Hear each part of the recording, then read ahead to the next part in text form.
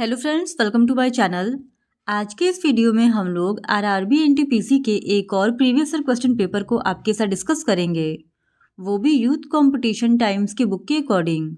और इसके पहले की वीडियोस में भी हमने आरआरबी एनटीपीसी के प्रीवियस ईयर क्वेश्चन पेपर्स को आपके साथ डिस्कस किया है। अगर अभी तक आपने उन वीडियोज़ को नहीं देखा है तो उन वीडियोज़ का लिंक आपको डिस्क्रिप्शन बॉक्स में मिल जाएगा, आप उसे जाके देख सकते हैं। तो बिना देरी किए चलिए आज का ये वीडियो स्टार्ट करते हैं। तो इससे पहले की वीडियो में हमने क्वेश्चन नंबर 50 तक को आपके साथ डिस्कस कर लिया था। आज हम लोग अपना डिस्कशन क्वेश्चन नंबर 51 से स्टार्ट करेंगे। तो क्वेश्चन नंबर 51 है, यदि x square equals to y plus z, y square equals to z plus x और z square equals to x plus y है, तो 1/x+1 plus 1/y plus 1 plus 1/z+1 का मान ज्ञात कीजिए। तो इस क्वेश्चन का सही जवाब है ऑप्शन सी 1। फिर क्वेश्चन नंबर 52, एक आदमी 4 आवर में 360 किलोमीटर की यात्रा करता है, जिसमें से कुछ दूरी वह हवाई जहाज से और कुछ दूरी रेलगाड़ी से तय करता है। यदि वह पूरी यात्रा हवाई जहाज से करता तो वह रेलगाड़ी से की गई यात्रा में लगे समय का 4/5 समय बचा लेता और अपने गंतव्य पर 2 आवर पहले पहुंच जाता। हवाई जहाज द्वारा की गई यात्रा में तय की गई दूरी ज्ञात कीजिए। तो इस क्वेश्चन का सही जवाब है ऑप्शन सी 270 किलोमीटर।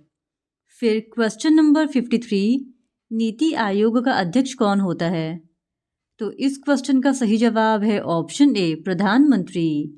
नीति आयोग भारत सरकार द्वारा गठित एक थिंक टैंक है, जिसे योजना आयोग के स्थान पर जनवरी 2015 को बनाया गया था और इसकी अध्यक्षता भारत का प्रधानमंत्री करता है। फिर क्वेश्चन नंबर 54, अक्टूबर 2020 तक प्राप्त जानकारी के अनुसार विश्व व्यापार संगठन के महानिर्देशक कौन है? तो इस क्वेश्चन का सही जवाब है ऑप्शन सी रॉबर्टो एजेवेडो। अक्टूबर 2020 के जानकारी के अनुसार विश्व व्यापार संगठन के महानिर्देशक रॉबर्टो एजेवेडो थे। फिर क्वेश्चन नंबर 55, द्वीप समूह टिएरा डेल फुएगो किस महाद्वीप में स्थित है? तो इस क्वेश्चन का सही जवाब है ऑप्शन डी दक्षिणी अमेरिका। टिएरा डेल फुएगो दक्षिण अमेरिका महाद्वीप के दक्षिणी कोने पर स्थित एक द्वीप समूह है। इसका मुख्य द्वीप चिली और अर्जेंटीना में बटा हुआ है। मैगलन जल डमरू मध्य मुख्य भूमि यानी दक्षिण अमेरिका और टिएरा डेल फुएगो को अलग करती है। फिर क्वेश्चन नंबर 56, षोडश आधारी संख्या पद्धति में कितने भिन्न प्रतीकों का उपयोग किया जाता है? तो इस क्वेश्चन का सही जवाब है ऑप्शन बी 16। षोडश आधारी यानी हेक्साडेसिमल संख्या प्रणाली एक प्रकार की संख्या प्रणाली है जिसका आधार मान 16 के बराबर होता है और इसे कभी कभी हेक्सा के रूप में उच्चारित किया जाता है और हेक्साडेसिमल संख्या केवल 16 प्रतीकों द्वारा दर्शाई जाती है। फिर क्वेश्चन नंबर 57, दिए गए आंकड़ों के आधार पर व्यक्तियों की माध्य ऊंचाई ज्ञात कीजिए। तो यहाँ पे हमारे पास ऊंचाई सेंटीमीटर में दिया गया है और यहाँ पे व्यक्तियों की संख्या दी गई है इस टेबल में और हमें मीन निकालना है। तो इस क्वेश्चन का सही जवाब हो जाएगा ऑप्शन बी 140 सेंटीमीटर।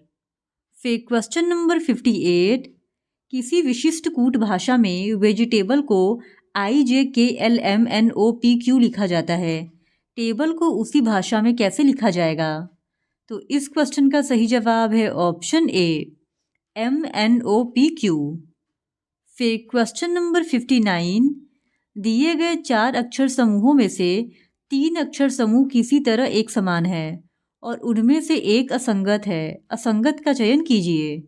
तो इस क्वेश्चन का सही जवाब है ऑप्शन सी MNQ। फिर क्वेश्चन नंबर 60, डैश ने फीफा मेंस फुटबॉल विश्व कप सबसे अधिक बार जीता है? तो इस क्वेश्चन का सही जवाब है ऑप्शन ए ब्राज़ील। फीफा विश्व कप की शुरुआत वर्ष 1930 में हुई थी।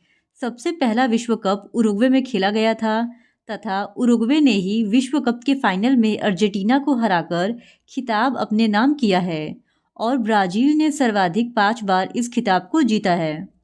फिर क्वेश्चन नंबर 61, 300 मीटर लंबी ट्रेन एक बिजली के खंभे को 5 सेकंड में पार करती है, ट्रेन की चाल ज्ञात कीजिए। तो इस क्वेश्चन का सही जवाब है option C 216 kilometre per hour. फिर क्वेश्चन नंबर 62, इनमें से कौन सा गूगल का उत्पाद नहीं है? तो इस क्वेश्चन का सही जवाब है ऑप्शन ए आईट्यून्स। गूगल उत्पादों की सूची में गूगल इंक द्वारा जारी अथवा अधिगृहित किए गए सभी प्रमुख डेस्कटॉप, मोबाइल और ऑनलाइन उत्पाद शामिल है, जैसे Gmail, Blogger, YouTube, AdSense, Docs, web, toolkit आदि। फिर क्वेश्चन नंबर 63, 3 अंकों की ऐसी कितनी संख्याएं हैं जिन्हें 7 से विभाजित करने पर शेषफल 1 बचता है? तो इस क्वेश्चन का सही जवाब है ऑप्शन ए 128। फिर क्वेश्चन नंबर 64, मुस्लिम लीग की स्थापना किस शहर में हुई थी? तो इस क्वेश्चन का सही जवाब है ऑप्शन बी ढाका।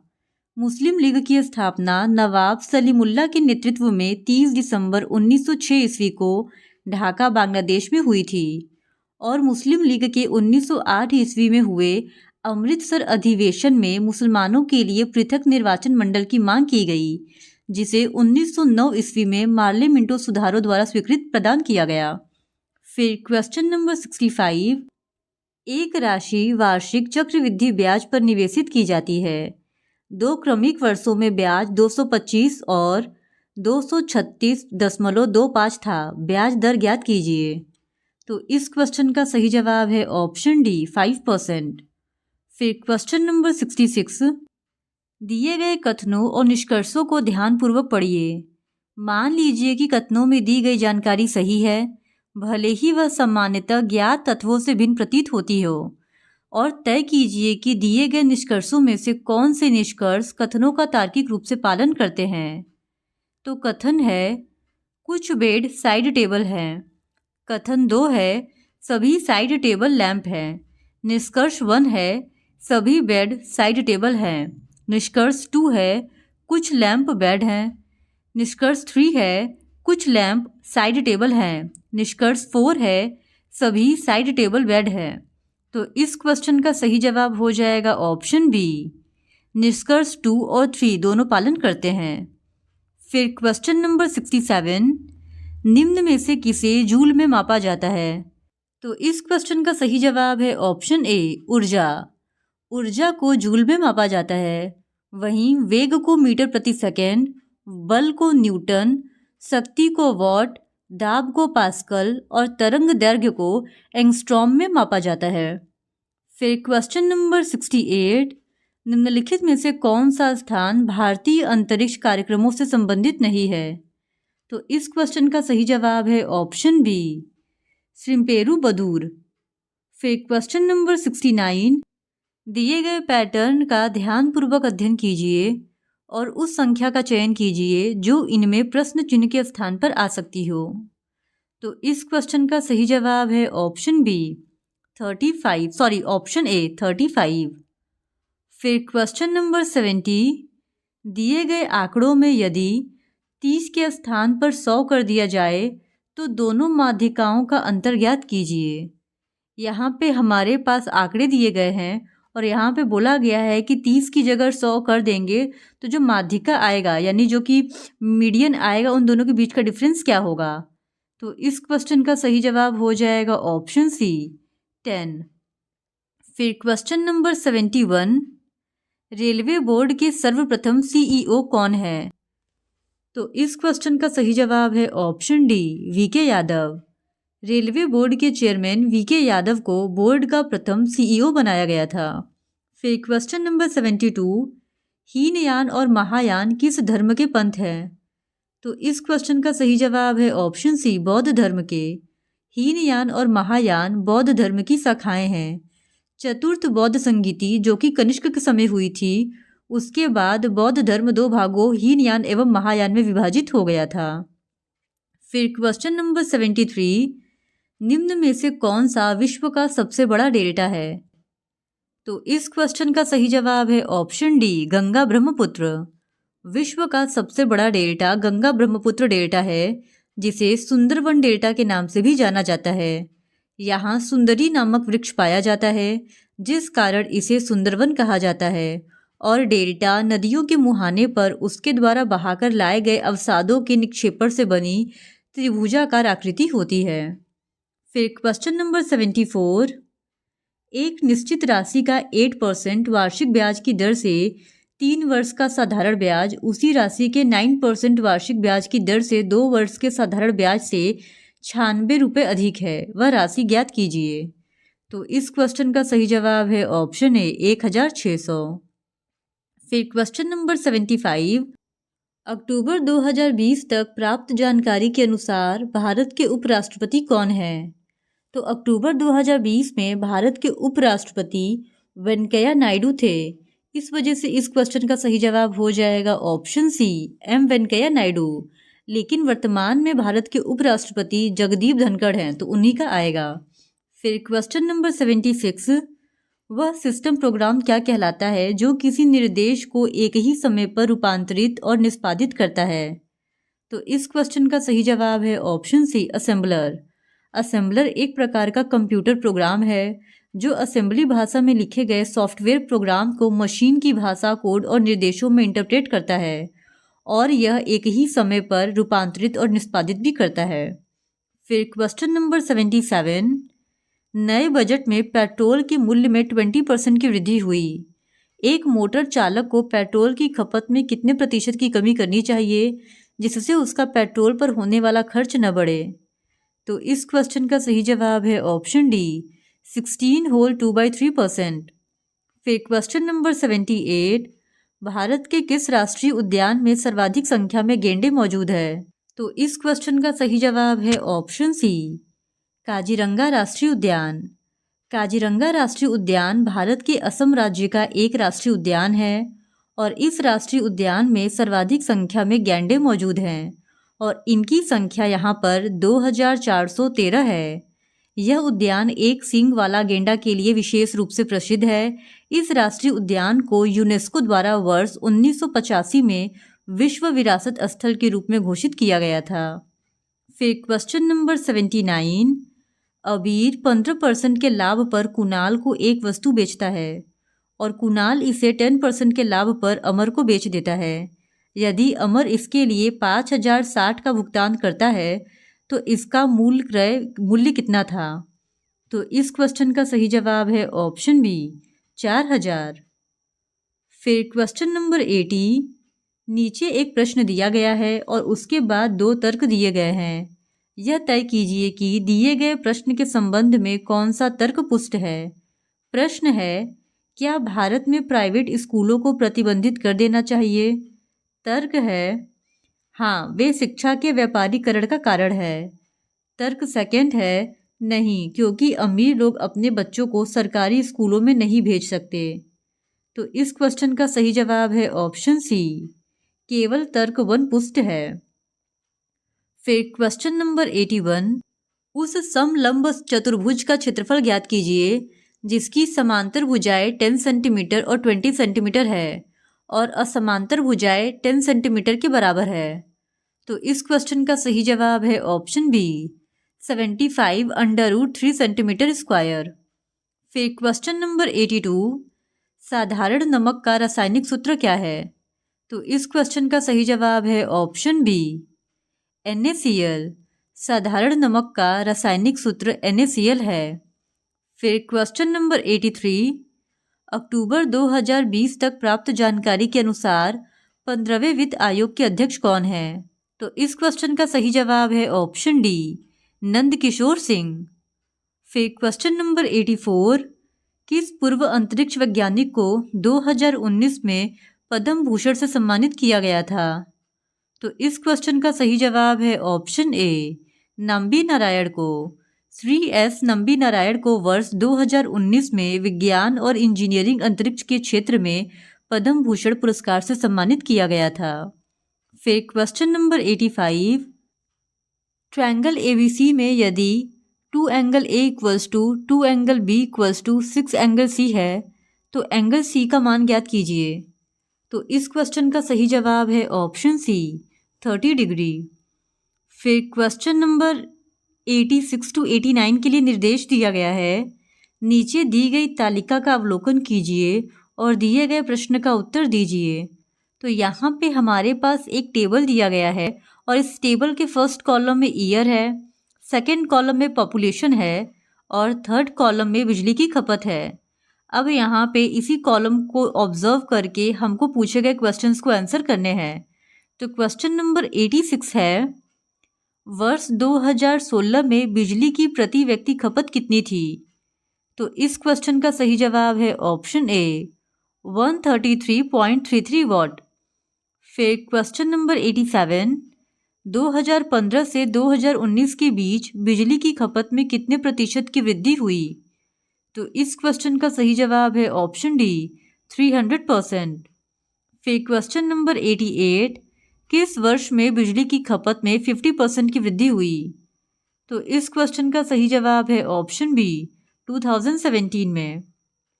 फिर क्वेश्चन नंबर 89, उपरोक्त तालिका में दिए गए आंकड़ों के आधार पर प्रति व्यक्ति बिजली की खपत के संदर्भ में निम्न में से कौन सा कथन सही है? तो यहाँ पे 4 कथन दिए गए हैं और इनमें से जो स्टेटमेंट डी है वो सही है, जो कि है 2015 और 2019 के मध्य वृद्धि हुई।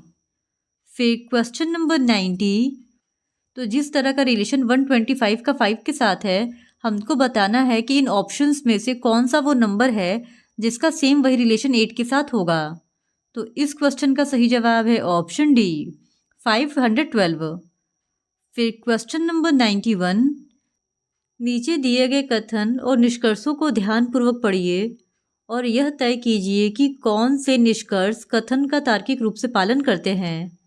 तो कथन है, अधिकांश विद्यार्थियों का व्यक्तित्व करिश्माई है। निष्कर्ष है, कुछ विद्यार्थियों का व्यक्तित्व करिश्माई है। कंक्लूजन 2 है, सभी विद्यार्थियों का व्यक्तित्व करिश्माई है। तो इस क्वेश्चन का सही जवाब है ऑप्शन ए, केवल निष्कर्ष 1 पालन करता है। फिर क्वेश्चन नंबर 92, एक विशिष्ट कूट भाषा में रोटेरी को 65 लिखा जाता है, उसी कूट भाषा में कॉन्साइंस को किस प्रकार लिखा जाएगा? तो इस क्वेश्चन का सही जवाब है ऑप्शन सी 180। फिर क्वेश्चन नंबर 93, उस वेन आरेख का चयन कीजिए जो निम्न के बीच के संबंध को सर्वोत्तम ढंग से निरूपित करता है, चिकन, शाकाहारी भोजन, मांसाहारी भोजन। तो इस क्वेश्चन का सही जवाब है ऑप्शन डी। फिर क्वेश्चन नंबर 94, किसी विशिष्ट कूट भाषा में रैट को QZS लिखा जाता है, उसी भाषा में टेबल को क्या लिखा जाएगा? तो इस क्वेश्चन का सही जवाब है ऑप्शन ए SZAKD। फिर क्वेश्चन नंबर 95, A B की पुत्री है, B C का पति है, C D की बहन है, तो A का D से क्या संबंध है? तो इस क्वेश्चन का सही जवाब है ऑप्शन डी, बहन की पुत्री। A D की बहन की पुत्री है। फिर क्वेश्चन नंबर 96, दी गई तालिका का ध्यानपूर्वक अध्ययन कीजिए और विकल्पों में से उस संख्या का चयन कीजिए जो इसमें प्रश्न चिन्ह के स्थान पर आ सकती हो। तो इस क्वेश्चन का सही जवाब है ऑप्शन डी 12। फिर क्वेश्चन नंबर 97, दिए गए शब्दों को यदि अंग्रेजी शब्दकोश में दिए गए उनके क्रम के अनुसार व्यवस्थित किया जाए तो कौन सा शब्द सबसे अंत में आएगा? शब्द है कीप, किंग, कीन, काइट और नाइट। तो इस क्वेश्चन का सही जवाब है option C, knight word English dictionary में सबसे अंत में आएगा। फिर क्वेश्चन नंबर 98, उस अक्षर का चयन कीजिए जो दी गई श्रृंखला में रिक्त स्थान पर आकर श्रृंखला को पूर्ण करेगा। तो इस क्वेश्चन का सही जवाब है ऑप्शन सी W। फिर question number 99, 216 divided by 6 plus 6 into 4 minus 10 का मान क्या होगा? तो इस क्वेश्चन का सही जवाब है ऑप्शन बी 50। फिर क्वेश्चन नंबर 100, दिए गए विकल्पों में से उस संख्या का चयन कीजिए जो निम्न श्रेणी में प्रश्न चिन्ह के स्थान पर आ सकती हो। तो यहाँ पे एक सीरीज दिया गया है और हम लोगों को बताना है कि इस सीरीज का नेक्स्ट टर्म क्या होगा। तो इस क्वेश्चन का सही जवाब है ऑप्शन डी 217। इस तरह आज के इस वीडियो में हमने RRB NTPC के एक और प्रीवियस ईयर क्वेश्चन पेपर को आपके साथ डिस्कस कर लिया है और अगर आप आरआरबी एनटीपीसी के इसी तरह और भी प्रीवियस ईयर क्वेश्चन पेपर्स को देखना चाहते हैं तो please do subscribe to my channel and like this video. Thank you very much.